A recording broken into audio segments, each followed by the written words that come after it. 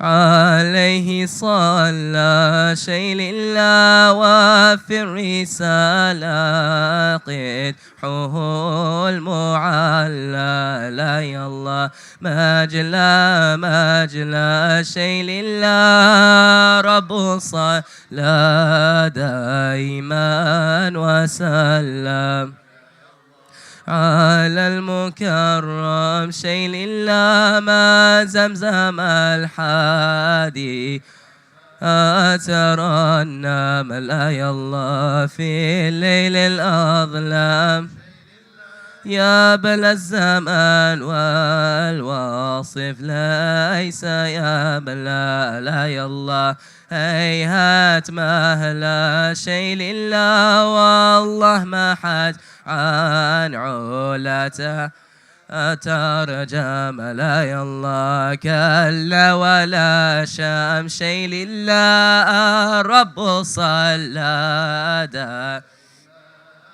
سلم لا يا الله على المكرم شيء لله ما زمزم الحادي وما ترنم لا يا الله في الليل الأظلم شيء لله يا بهجتي يا طيب كل الأرجح لا يا الله يا نور الأروع شيء لله يا من لأبواب الفلاح مفتاح لا يا الله يا عين الأربع شيء لله رب صلى دائما وسلم على المكرم شيء لله ما زمزم الحادي أترنم لا يا الله في الليل الأظلم شيء لله يا من لنا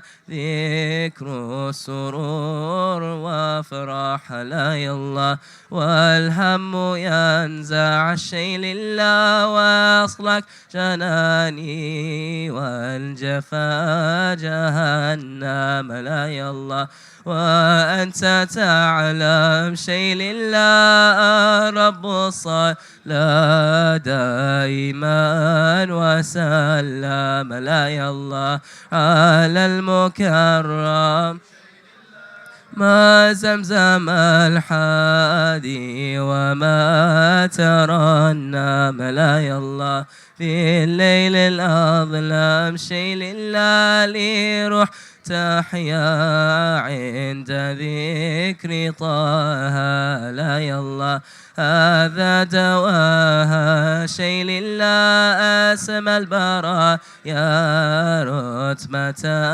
وجاها لا تتناهى شيء لله رب صلى دائما وسلم على المكرم شيء لله ما زمزم الحادي أنام لا يا الله في الليل الأظلم شيء لله عبد بهم لك السماء تباهى لا يا الله حاشا يضاهى شيء لله هيهت أي يحصي مناقبه فما لا يا الله فالأمر أعظم شيء لله رب صلى دائما وسلم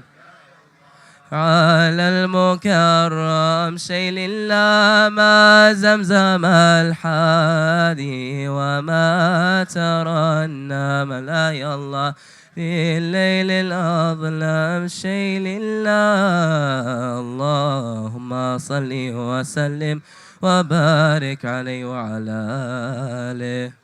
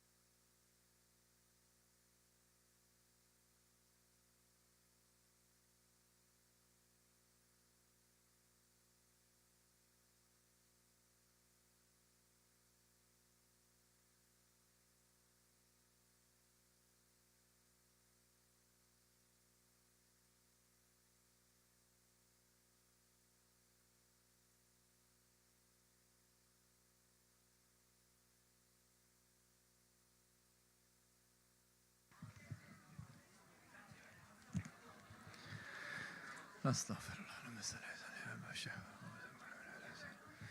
الله الرحمن الرحيم الحمد لله رب العالمين وأفضل الصلاة وأتم التسليم على سيدنا ومولانا محمد وعلى آله وصحبه وسلم أجمعين سبحانك لا علم لنا إلا ما علمتنا إنك أنت العليم الحكيم ولا حول ولا قوة إلا بالله العلي العظيم.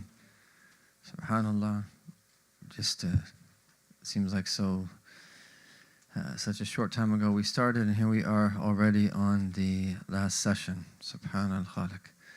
La ilaha illallah. Inshallah, that we spent our time well, and that from the blessing of reading this blessed book together, coming together, worshiping together, being together, that supplicating together, remembering Allah subhanahu wa ta'ala together, that there will be immense benefit in it for all of us, bi'idhnillahi ta'ala.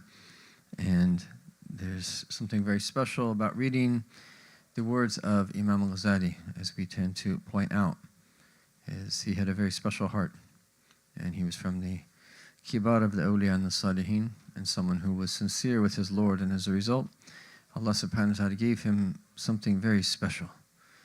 And it's really amazing to think that we're reading a book that was written about 1,000 years ago, a little under 1,000 years ago. And here we are, and as someone was mentioning in passing today, how relevant these teachings are to this day and age.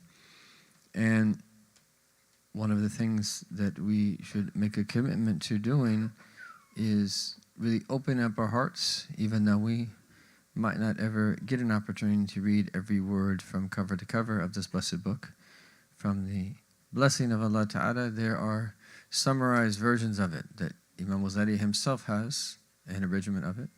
And he wrote several other books that contain the same type of knowledge, the core principle, which is ilm tariq al-akhir, the path, the science of the path to the hereafter.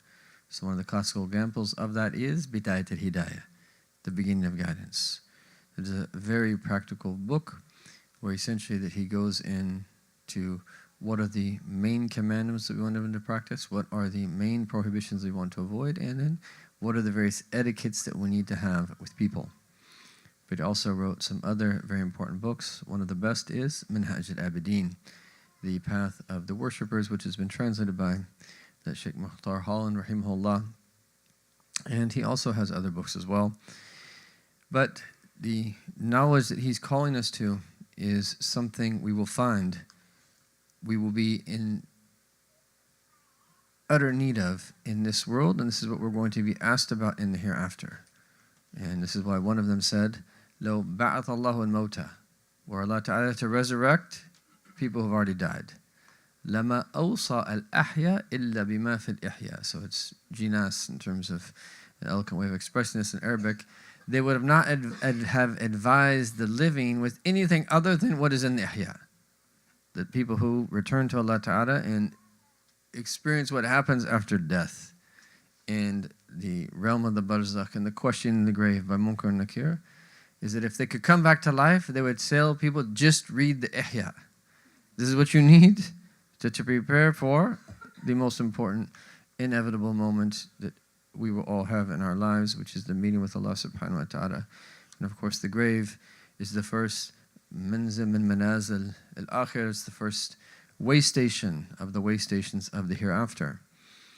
So we have now reached the final session, and may Allah reward Ustad Yusuf for that very informative and beautiful, succinct, to the point, but very informative session.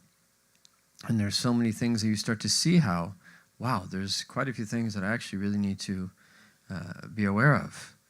You know, we don't want to feed birds on anyone's property or things of this nature. But really, and I'm joking with that, I actually like that one.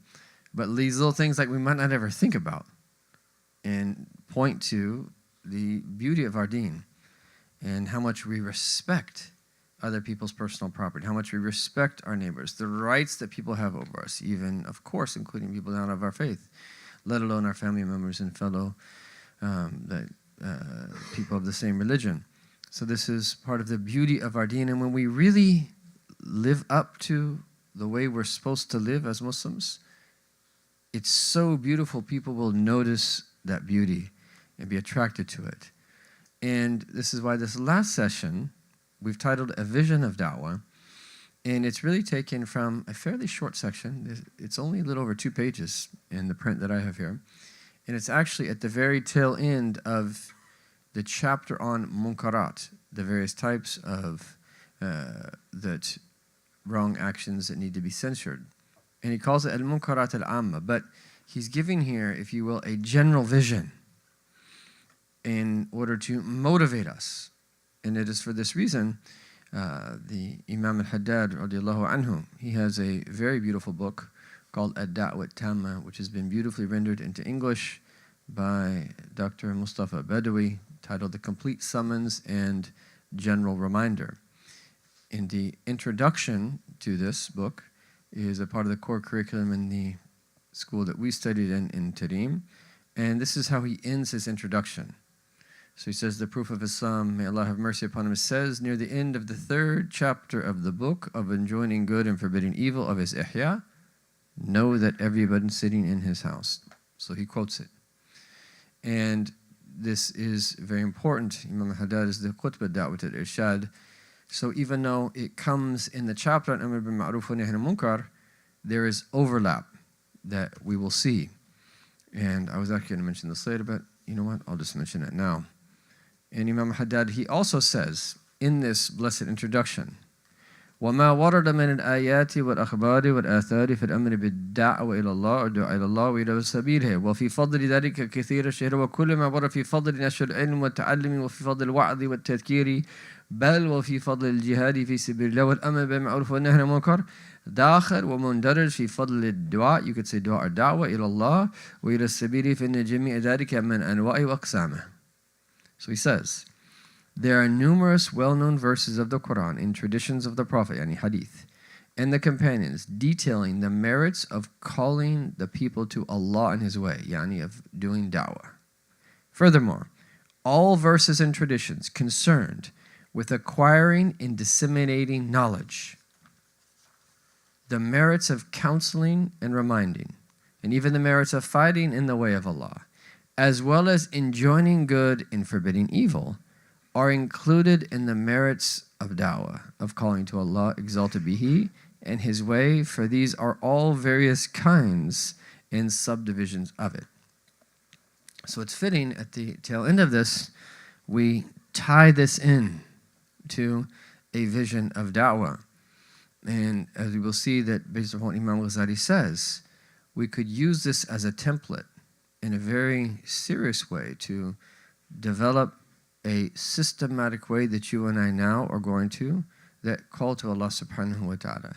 Now he primarily focuses here on the Muslim community, but he does speak about the entire world, but he's focusing primarily on the Muslim community. You could very easily add to that people that are not of our faith and taking these teachings to them.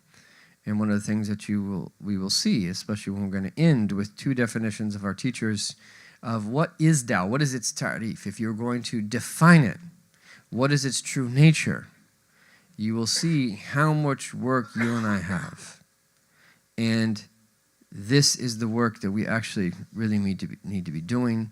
We need to get beyond all of this internecine and internal fighting, and we need to focus on what it is that is the best use of our time, and nothing is more important than establishing this deen first and foremost in our hearts, and then those who are open to it around us, and then presenting its realities to people who have yet to accept it. This is why we are here, especially in a country like the United States of America. This is the kafara, if you will, for paying tax dollars here that go to harming so many people worldwide. So let's look at what Imam al-Ghazali says first, and we'll come back to that, bi'idhnillahi ta'ala.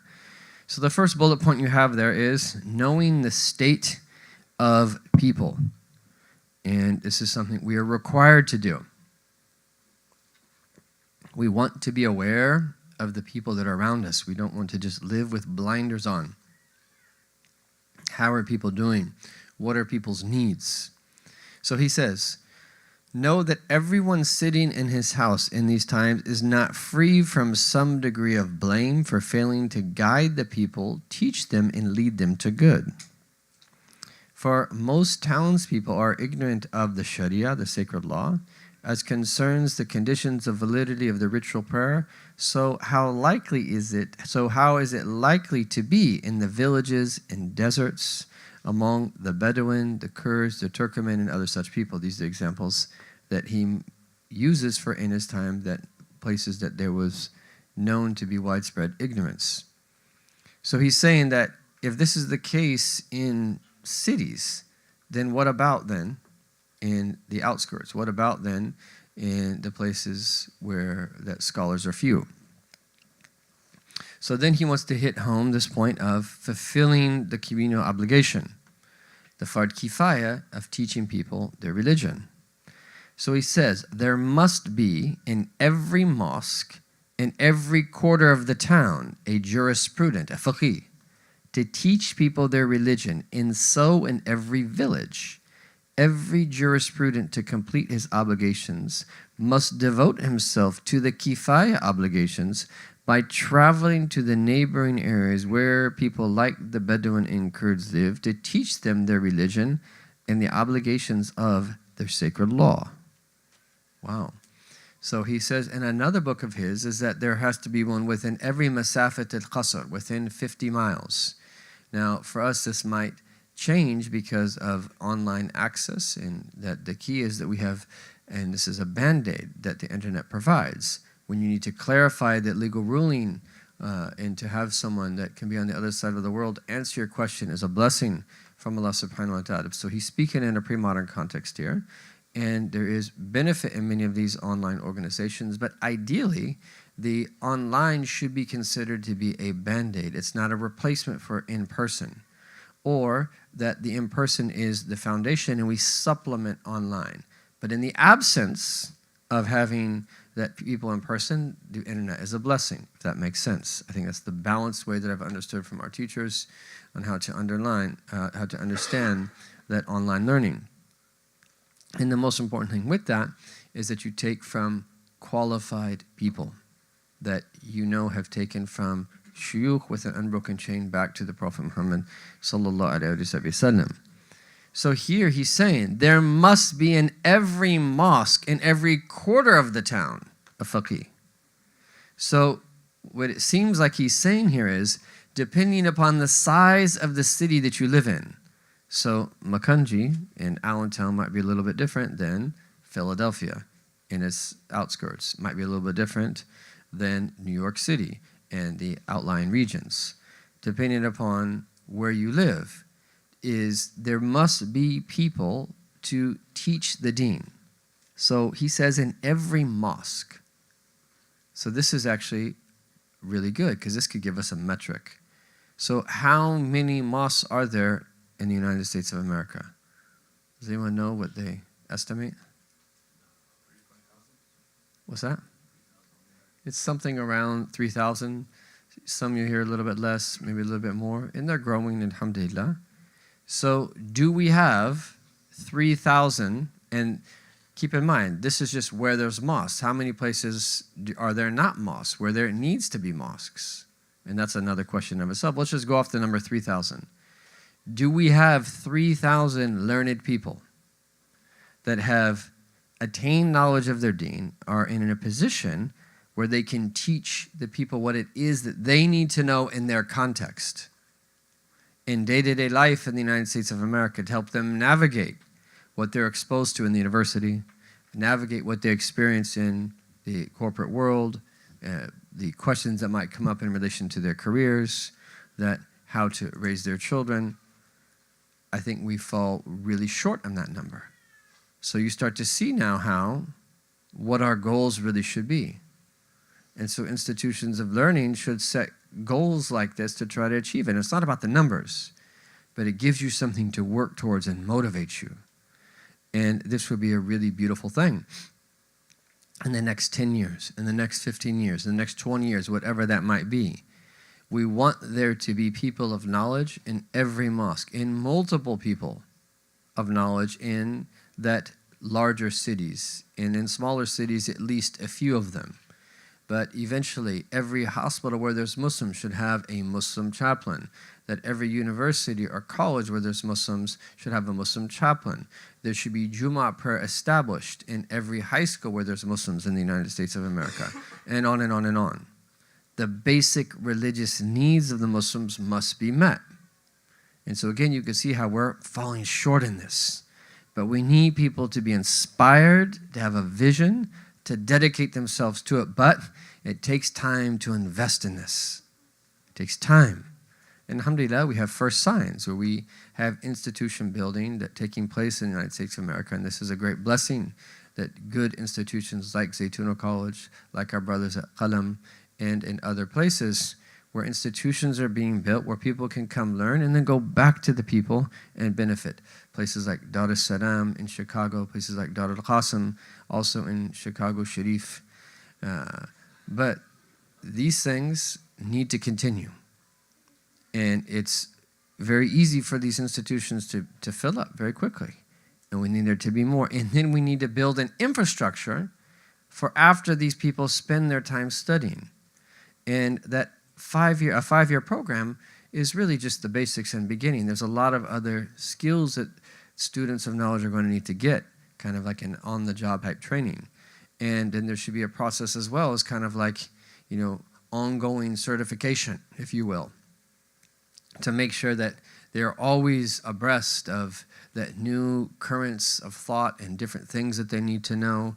And there's many things that need to be a part of all this. So if you just take one person and the trajectory that they have, where they'll then be in a position where they can benefit people in the capacity that Imam al-Ghazali is mentioning here, this takes a little bit of time. Now, he's going to say after this that everybody has to be involved, even if we learn one thing. So this doesn't mean that we wait for this unknown time in the future to happen. No, we do whatever it is that we can. And everybody has to have some part in it, but this should be our greatest priority of all. Nothing is greater than this priority. There's a lot of other priorities. There's a lot of important things. But the people of truth that I trust and know, the great inheritors of the prophets of our time, it's by consensus among them that this is the single number one most important priority. This should be where we are really investing. And not just with our money, but with our time and that with our own children. And make decisions too that are sometimes hard decisions, and we have to go against the grain to really support this. And again, we don't want to create a dichotomy. It's not, you can't necessarily join between the two. There are ways of joining between career and this, of course. But we also need people that this becomes their craft, as we will see. So, there must be in every mosque, in every quarter, a faqih, someone to teach people their religion, and so in every village. So we have a lot of work to do. And then what about our brothers and sisters in Central America and South America? What about, these are our closest neighbors, if you will. And so we need to think about not just the United States, we need to think about North America. We should be thinking about the Caribbean. We should be thinking about Central America. We should be thinking about South America. We should be thinking about our neighboring regions as well. And then by extension, we should be thinking about other people. But there's a priority that has to take place here. And this is why he's presenting for us a vision of da'wah. So that's just the least that could be said. There's a lot more that could be said about this point. And then he says, he should take with him sufficient provision so as not to eat of their food. And part of this is, he's talking about now economic independence, which is of the utmost importance. For these people of knowledge, for them to really do the work that they need to do, they need to be economically independent. They cannot be in a position where they are locked in under a board and they have very little freedom and they're essentially controlled and they're only limited to just do a few things. They have to be in a different position where, and it doesn't mean that that can't work in some situations, but the vast majority of people that I know that have tried to work for different masajid oftentimes have issues. Not in every case, there are some success stories, but we need to work this out. How can we that give people of knowledge that are responsible and have the proper adab and will do the right thing. So that's on their end. But then on the management side of things, that how can we give them the freedom that they need to do that give the people the training that they need. So he's pointing here to economic independence. And what that does is, and surely there's a model we could very easily develop here, like a resident scholar type model, where people are placed in large cities and small cities, and they're somewhat independent. And they can do some teaching at the mosque, they can do some teaching at a local Islamic school, they can do some teaching on their own in their own space, they can go in, take part in other initiatives in that locale, but they have independence. And they're benefiting different communities. It's very easy, if we're wise, that we could develop a model like this. And when people finish their basic training is that they go. And maybe that they go and do kind of like an apprenticeship for 2 years with a more senior resident scholar who has more experience that can that teach them how to deal with community issues and so forth and so on. And then hakada, there's a structure. And no doubt that even other faiths have done this before, and there's models that we can look at and benefit from. But the whole point is, we can't just let this happen haphazardly. We don't let our worldly lives get arranged haphazardly. Is that we take initiative and we start planning and we start thinking about how we can that go about and conduct our affairs. Likewise, this is one of the greatest priorities. When one faqih, a person of knowledge, goes out, he relieves the other of their responsibility. So it's a fard kifaya, it's a communal obligation. Otherwise, everyone will be in the wrong. The scholars for failing to go out, and for the ignorant for failing to seek knowledge. So both people are responsible. Everybody's responsible to seek knowledge, even if they have to travel for it. And again, from the bounty of Allah, the internet is available. Because there are some people that it's difficult for them to travel, and they might not have the means to do so. So there's a benefit in there from the bounty of Allah Ta'ala. So that is definitely one of the areas that we should be working. But the scholars are responsible for not going out. And so Imam al-Ghazali is encouraging people to go out to the people. And so the traditional way of learning, al-ilmu yu'ta wa la ya'ti, that knowledge is come to and it doesn't go out to someone, that's understood in a very specific context of people studying from great teachers. You have to go to them. Not in the sense of what he's saying here of da'wah, that people that need knowledge know we're supposed to go out to them. So that's a different context in that statement. It's true, but it's understood in a specific context. We have to go out to the people. And we should have a concern to this. How can we go out to the people? How can we help as many people as possible? So then, what is the criterion, the next bullet point? The criterion for teaching. What is the criterion? Imam Ghazali says, one who knows a single legal ruling is considered learned as far as that ruling is concerned and becomes responsible for teaching it to others. Is there anyone in this room who doesn't know a single ruling? So meaning we're all responsible in this room. So what does he say? Every common person, what he calls here the ammi, and we're all awam, who learns the conditions of the ritual prayers, becomes responsible for teaching them to others or else share in their guilt. So meaning if you know something even that a little about your religion, and there's other people where you live that you can reach, that you don't go out to them to teach them their religion, you're responsible. And actually the word that he says, فَوَ شَرِيكٌ فِي الْإِثْمِ, is that person shares in sin. That's a very strong language, because this is an obligation. But again, what this really here, this section is like a wake-up call.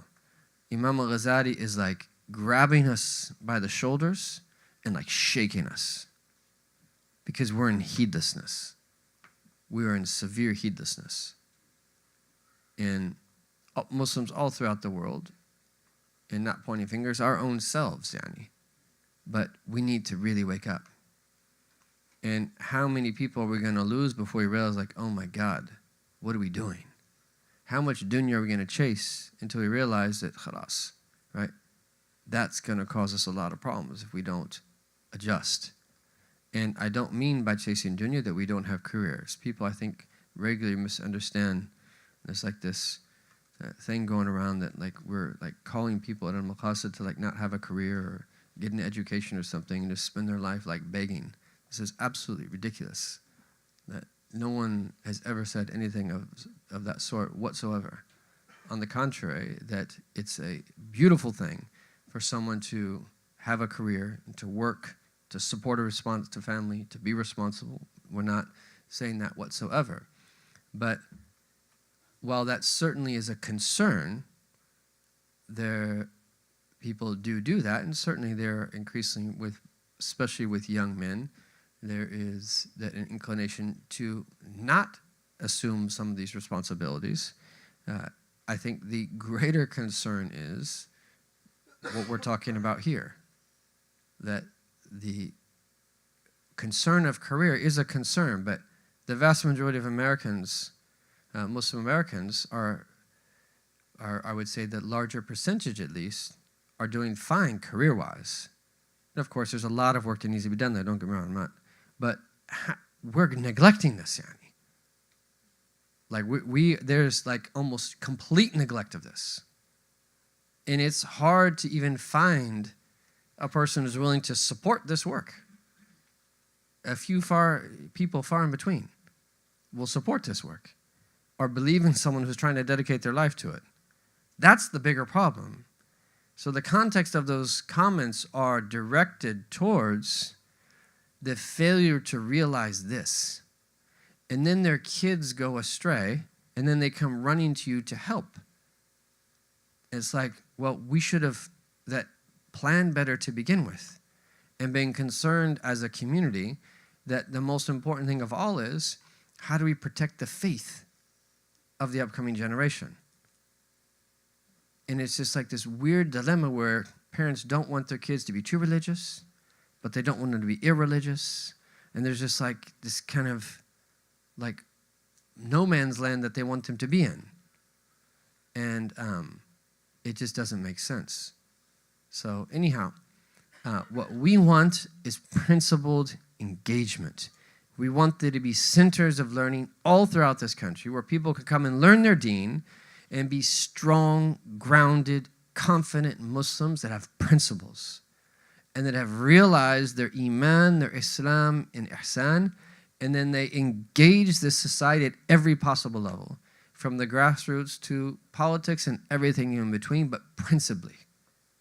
And that having completely uprooted from their heart any sense of an inferiority complex where they realize that Islam ya'lu wa la yu'la alayh, and that they are calling our people to the deen with their state first and foremost before it is that they even speak, with their actions before it is that they say anything. This is what we want. This is what we're calling to. And there'll be a percentage of those people that do this work full time. But then 98% of the people will all have careers. So if the call was only to that, that's ridiculous. 98% of the people will have careers, but choose your career in a way that your goal there is service through your career. And then in addition to your career, also that be involved in this work in some way, support some cause, dedicate yourself to something. That's what we're calling to. And be principled in all of that. And if we do all of that, then we are setting the way for a great impact upon society, bi'idhnillahi ta'ala. So what he's saying here is this communal obligation to teach people their religion. Even if someone has a career, even if someone has knowledge, they're still responsible. It's not just the scholars. It's not just the students of knowledge and the people who have spent an extended time learning. So no one's off the hook here. Every common person who learns the conditions of the ritual prayers becomes responsible for teaching them to others or else share in their guilt. It is obvious that no man is born with religious knowledge. The onus falls upon the learned to teach the others. He who knows one legal ruling is considered learned as far as that ruling is concerned. He who knows one legal ruling is considered learned as far as that ruling is concerned. So let's just think about those of us in this room.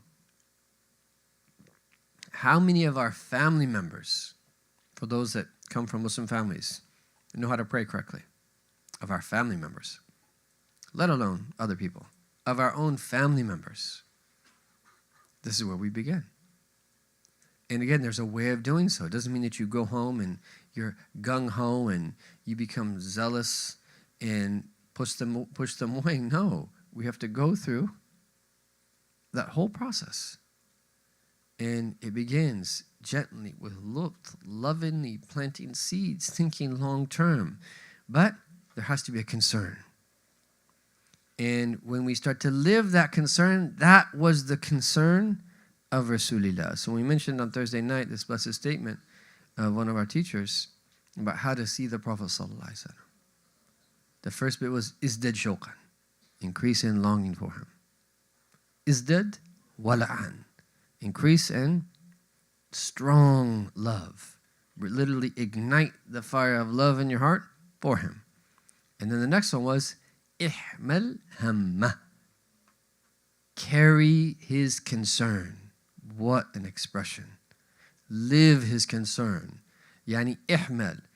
That concern is heavy. Caring about people is not, it's very easy just to go into your own that world and not care about people whatsoever. That's easy. Concern about people, that's hard. Actually caring about people and thinking about people and doing what we're supposed to do, feeling the pain of the ummah, who would want to bring upon pain upon them for themselves? We are biologically wired to avoid pain. Who would want to bring on pain? But those who do, ad-darajat al-kubra, the highest degrees of closeness to Allah Ta'ala is in this. Why? Because you're carrying the concern of Rasulullah. As an heir of the Prophet, nothing is more noble.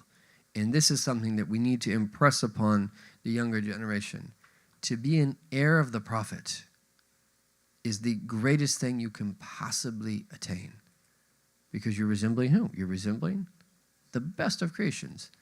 The best that Allah, of all those who Allah accepted.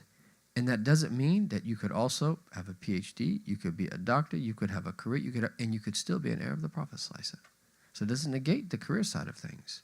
But there's a certain training that you need in order to really, but in your mind it has to be clear, that is the most noble thing of all. That's what I want to aspire towards in my life. And for those that are in their 30s and their 40s and their 50s that might find it difficult to kind of that reset and to get the train, just make a change of intention. Change your intention on how you're approaching that your life, those that you come into contact with around you, you can change your intention. And then reset this way while that also starting, and it's never too late. And alhamdulillah that there's a lot of beneficial programs online that someone can do that in addition to their career where they can open up the door for themselves to follow in the steps of Rasulullah sallallahu alaihi wasallam. So he says here though then, but the guilt of the scholars, and this is the next bullet point, the craft of the people of knowledge. What is the craft? The hirfa of the people of knowledge. But the guilt of the scholars, yani the itham, their sin, is much worse, for they are more capable in that respect. What respect? Of teaching people, and more qualified. Were every craftsman to abandon his craft. Yeah, and he's talking about now people that have other careers, other jobs, other contributions that they're making to society.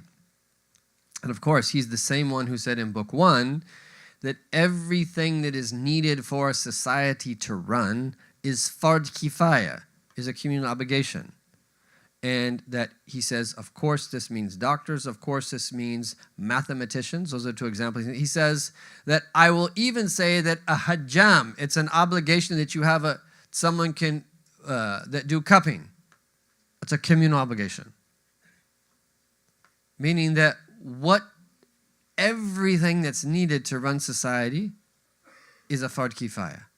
So think about how people, when they're choosing their careers, what contribution can I make to society? What a difference. As opposed to that I just want the prestige of a certain university and the amount of money that I make, which is what the vast majority of people do, including Muslims. There's a difference. And if that can be, it doesn't mean that we don't make money, nor does it mean there's anything wrong with making money, nor does it mean there's anything wrong with going to a good university. Don't get me wrong here. But there's a difference between that, okay, I want to get training from this institution in order to use those skills, but my underlying motivation is really to fulfill the fard kifaya for the sake of Allah Ta'ala, to do amr bil ma'ruf wa nahy anil munkar and da'wah in my particular context. That's very different than that. And that person might have doors open up for them that they say, no, I'm not going that route because that might take me away from my foundational intention. I would rather choose this job even though it's a reputable company, even though it might be less pay, but I can do my foundational intention more, or Allah might open up the door for you to engage at a very high level in a very reputable company or whatever. There's so many different possibilities. But the whole point is whatever happens is, what we can't compromise on is the intention and the outlook and how we see things. And that's what we want to get in a space like this.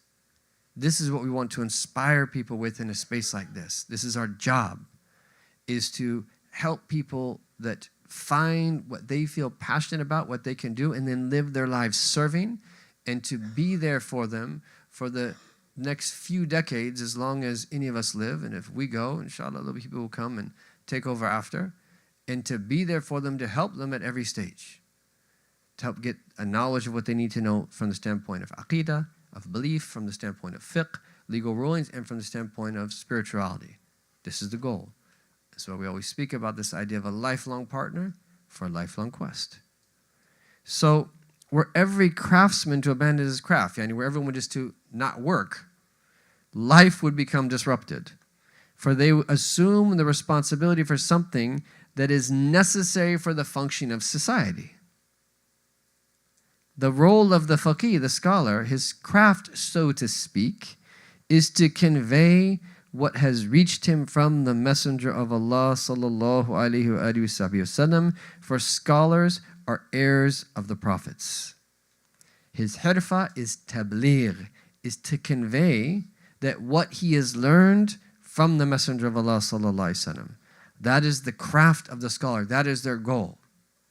And this is why someone who's in that position, they have to be very careful to be drawn into too many things that relates to putting out fires. These people have to be in a position where they are helping people live principally. And this is the summary of all of the people that I know that study in traditional places. This is the summary of how their teachers have been for the past 100 years, with chains of narration of this for 1400 years back to the Prophet ﷺ. So if I think of my primary teachers, that Habib Umar, Dar Mustafa, other scholars that are teaching in that institution, and their chains of narration back to the Prophet ﷺ, this is how they are. This is what they've been doing.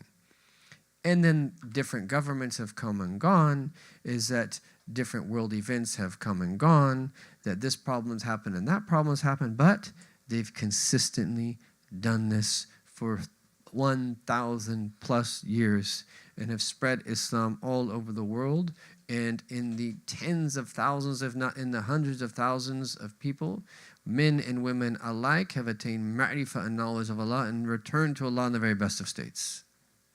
And countless people have been saved from the hellfire by means of this. This is life. This is the most important. This is the summary. The role of the person of knowledge, his craft, so to speak, is to convey what he has learned from the Messenger of Allah. And this is why you find them constantly teaching, day in and day out. As many ways as possible, online, in person, traveling to people, that accepting invitations here to speak public or to do this or to do that in small gatherings in their own household while they're driving, their whole life is teaching, formally and informally. And sometimes you learn informally much, much more just by being in their presence and seeing how they are. So he says, now a man is not allowed to sit in his house and not go to the mosque simply because he sees that people there are not praying correctly. On the contrary, once he recognizes this, it becomes incumbent upon him to go out and teach them.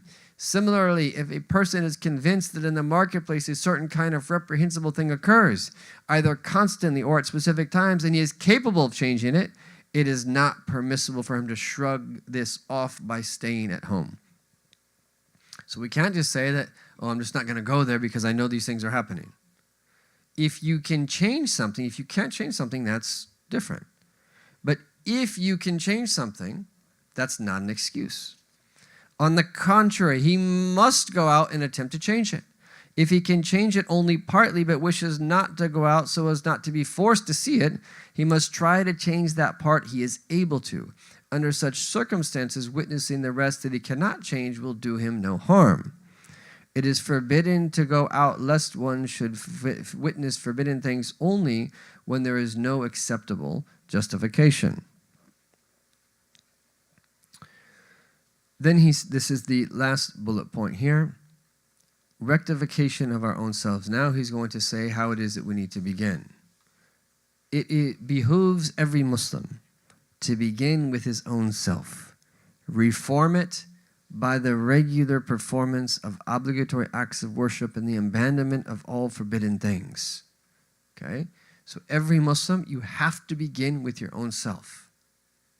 There's a certain type of knowledge. You actually can't help someone out until you actually first learn that knowledge. Your fard ayn, your individual obligation. Right when someone becomes Muslim, you have to make sure that you believe in Allah correctly. The next obligation is to know how it is that what you need to do to perform your religion. So if it's a time to pray, you need to learn how to purify yourself and pray. When Ramadan comes in, then learning how to fast Ramadan is an obligation. If you have the opportunity to go to Hajj and Umrah, learning how to do that is an obligation. If you are married, you need to quickly learn the rules of marriage. If you are yet to get married, when you're thinking about marriage, you need to learn the rules of marriage.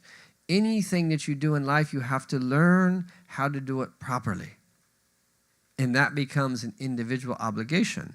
So the understanding of the fard ayn is such, it's the ilm al-had.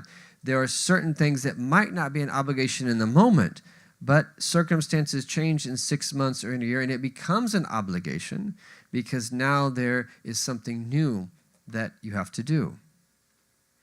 So every Muslim begins with his own self and reform it. And we need to spend time doing what's called islah. This is the most important thing that we need to do. فَيُصْلِحَهَا, reforming it, rectifying it. And that's the foundation of that trying to rectify other people, or being a means for it. How is this done? By the performance of obligatory acts of worship and abandonment of all forbidden things. What's that? That's taqwa. By having taqwa. Fulfill the commandments, inwardly and outwardly. Avoid the prohibitions, inwardly and outwardly. Be a person of taqwa. That's the summary of what we have to call ourselves to. That is what it means to rectify ourselves, is to become a person of taqwa. But then, this is what he's saying here, is you begin with your own self, followed by teaching this to the members of his household. So you can't have people in your household who don't know this. Then once this is done, to his neighbors, then his neighborhood, then all his townsmen, then the surrounding areas, then the desert, and he mentions examples of people that live in the outskirts.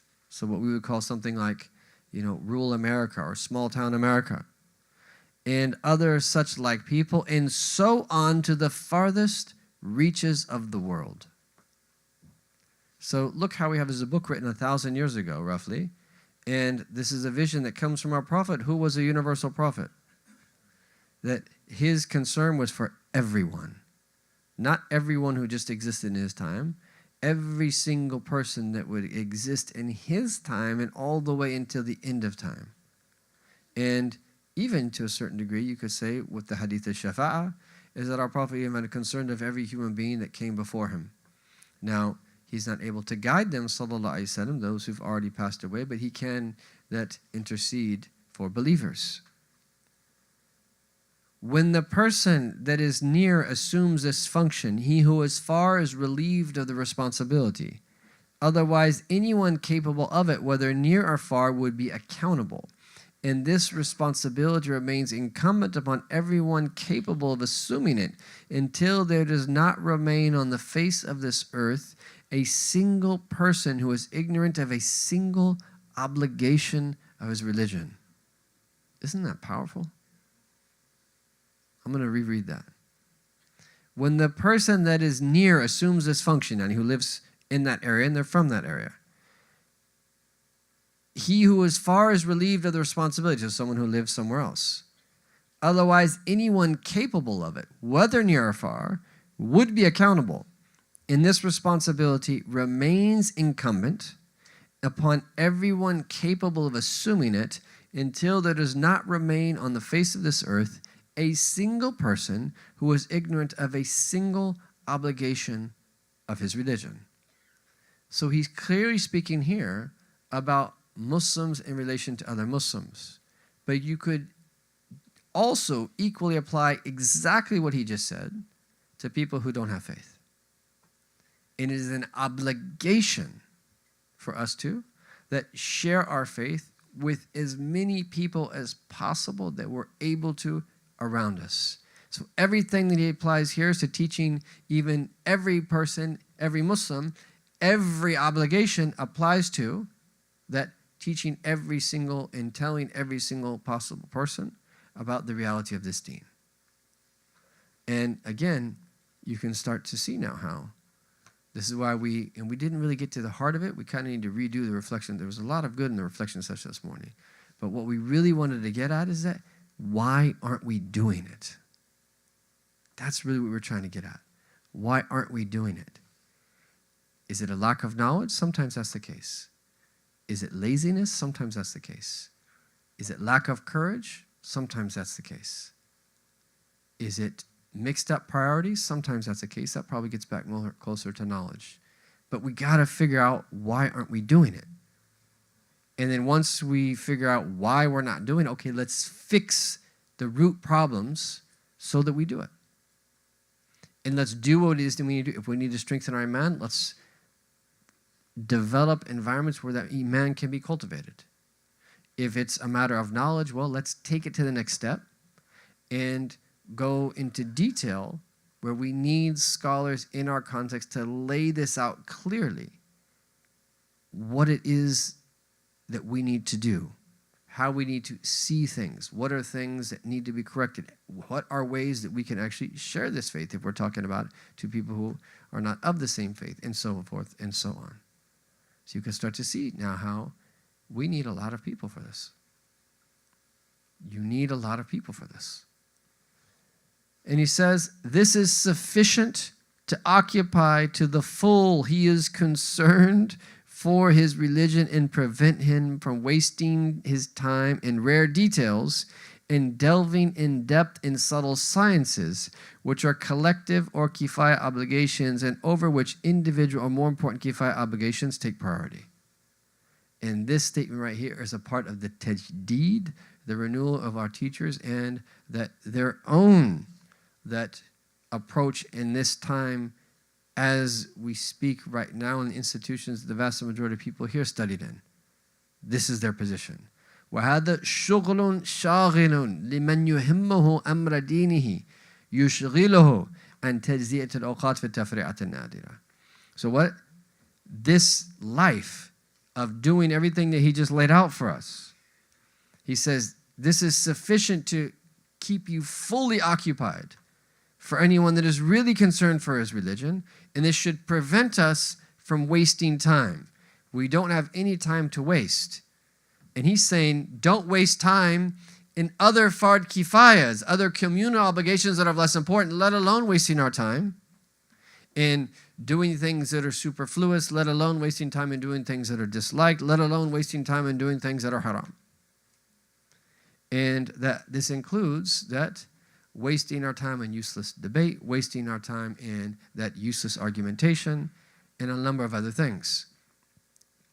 This is life. He's laying out for us a map for how it is that we should be living. And if there's a more important communal obligation, we should fulfill that one instead of the one that is of less importance. And this is how that's the end of Imam al-Ghazali's words, and then that this is also the end of this blessed introduction of Imam Haddad's book. He says, وَلْيُكُنْ ذَلِكَ آخِرُ الْكَلَامِ فِي الْمُقَدِّمَةِ الْمُبَارَكَةِ. Let this be the very last words in this blessed introduction. وَنَشْرَعَ الْآنِ مُسْتَعِينَ بِاللَّهِ وَمُعْتَمِنَ عَلَيْهِ فِي ذِكْرِ الْأَصْنَافِ الثَّمَانِيَةِ. Then he's going to get into the 8 categories of people to which there is a call. So what we're going to end here with is there are some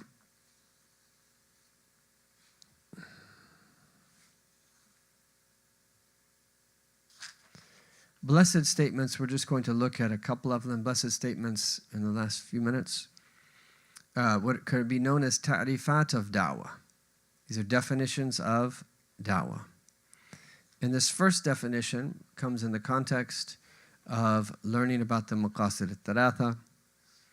And of course, these are knowledge, devotion, and service. This last bit, da'wah, translated as service, and you'll see why. So what is it? Tanmiyat al-qudrati wal-himma. This is about growing in the individual soul, the ability and the concern. Fi husn al-bayan. To clarify the realities of the religion in the best of ways.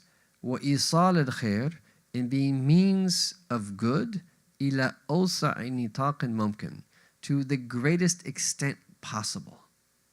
What a definition. So what we hope to be a part of the learning experience in a place like Al-Maqasid for the full-time students, for people that are the community that come for some of the regular programs, for people that come from outside, as many of you have done for the retreats, is that this is one of the things that happens, is that there's tanmiyah, that namma yunammis to, that makes something grow.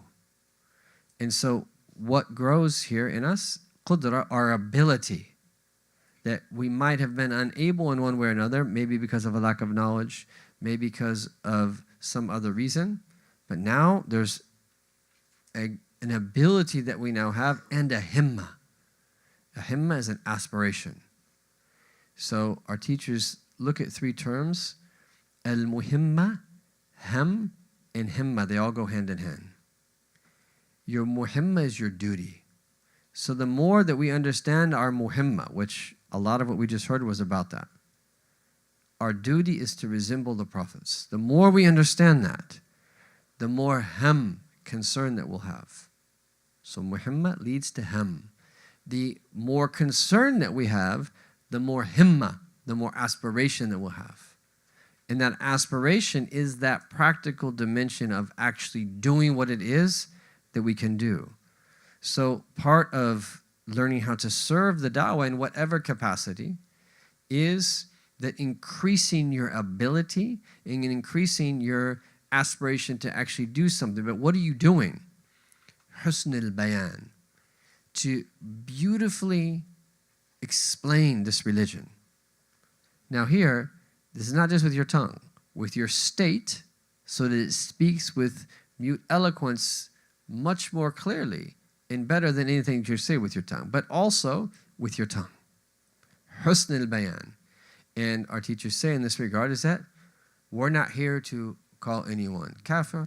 We're not here to call anyone mubtada. We're not here to argue with anyone. We're not here to say these are people. Is that our job is to learn the way of the Prophet ﷺ and to freely offer it to people.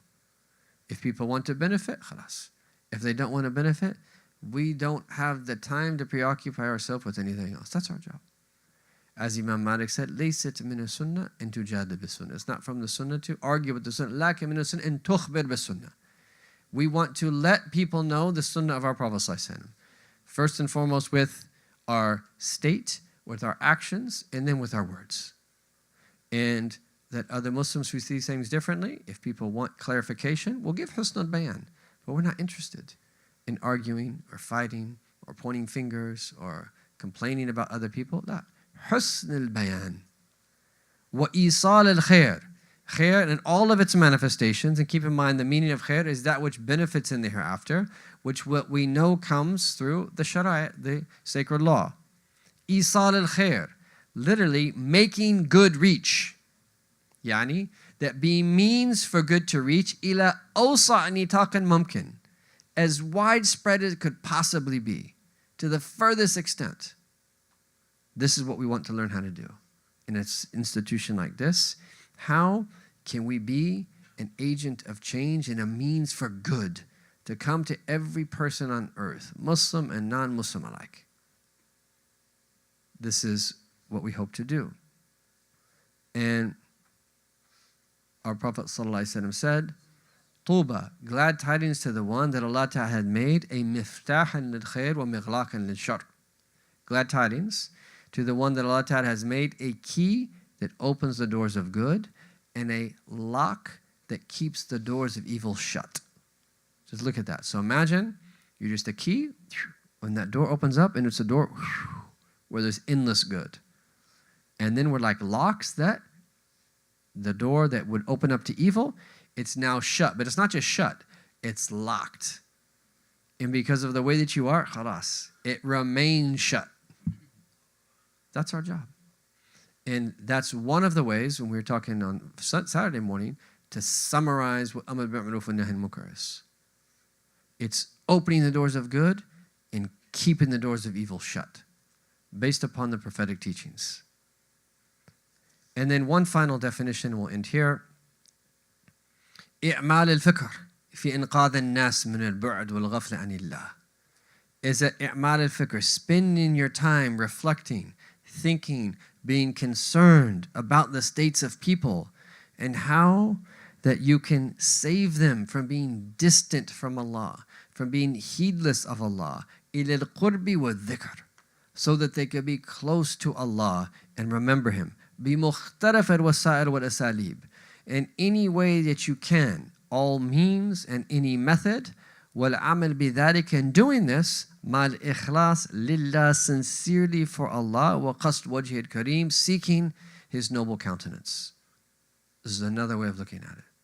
يعني being means وداعيا إلى الله بإذنه, calling to Allah subhanahu wa ta'ala, and ultimately being a means for Allah ta'ala, for people to come to know Allah. What is greater than that?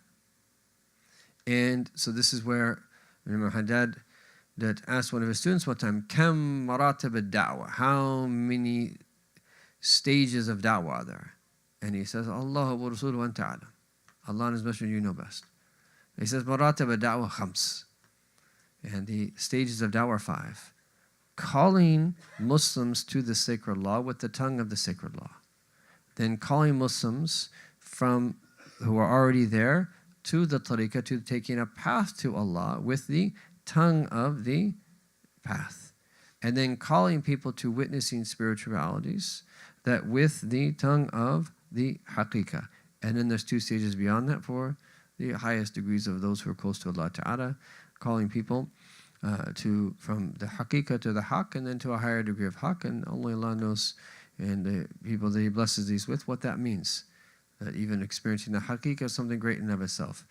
And the only thing you might add there is that calling people who don't have faith to faith. But there has to be a call. And this is what the inheritors of the prophets maintain and guarantee for humankind, is that there will always be people until the end of time that if you learn from them and heed what it is that they're saying, you could draw near to Allah. That has to remain as long as the Quran is here. And what a blessing that Muslims are the last chosen people to be able to do this as the last receptacles of prophetic knowledge, that they're means for people to come to know Allah. And this has to and will remain until the day of judgment from the bounty of Allah subhanahu wa ta'ala.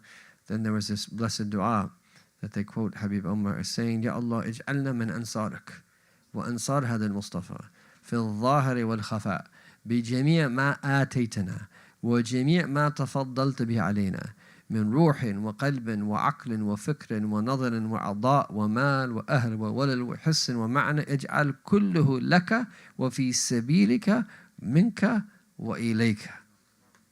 And so this translates, O Allah, make us from your ansar, from your helpers, and from the ansar, the helpers of al-Mustafa, Sayyid Muhammad sallallahu alaihi wasallam, في الظاهر والخفاء, outwardly and inwardly, بجميع ما آتيتنا, with everything that you have given us. وَجَمِيعْ مَا تَفَضَّلْتَ بِهَا, and everything that you have blessed us with.